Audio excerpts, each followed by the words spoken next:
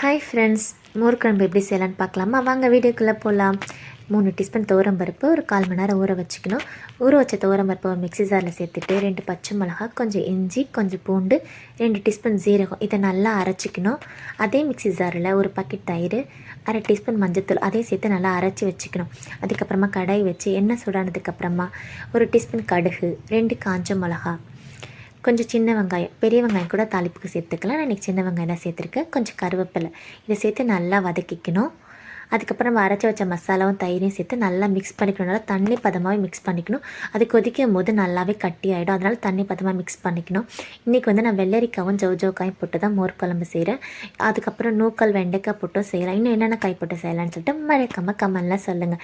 இந்த மாதிரி தண்ணியாக மிக்ஸ் பண்ணிவிட்டு இந்த அளவுக்கு வதங்கினதுக்கு அப்புறமா அதில் சேர்த்துட வேண்டியதான். சேர்த்துட்டு தேவையான அளவு உப்பு போட்டு ஒரு 5 மினிட்ஸ் கொதிக்க வைக்கணும்.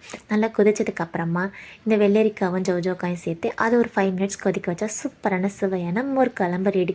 எப்படி இருக்குன்னு செஞ்சு பார்த்துட்டு மறக்காம கமெண்ட் பண்ணுங்கள். நல்லா கொதித்து கட்டியானதுக்கு அப்புறமா கொத்தமல்லி போட்டு ஆஃப் பண்ணிட்டா சூப்பராக இருக்கும். பசங்களுக்கு லஞ்சு கட்டி கொடுத்தா மிச்சம் வைக்காமல் சாப்பிட்டுட்டு வருவாங்க. நீங்களே செஞ்சு பார்த்துட்டு எப்படி இருக்குன்னு சொல்லிட்டு மறக்காம கமெண்ட் பண்ணுங்கள். நெக்ஸ்ட் வீடியோவில் பார்க்கலாம். பாய்.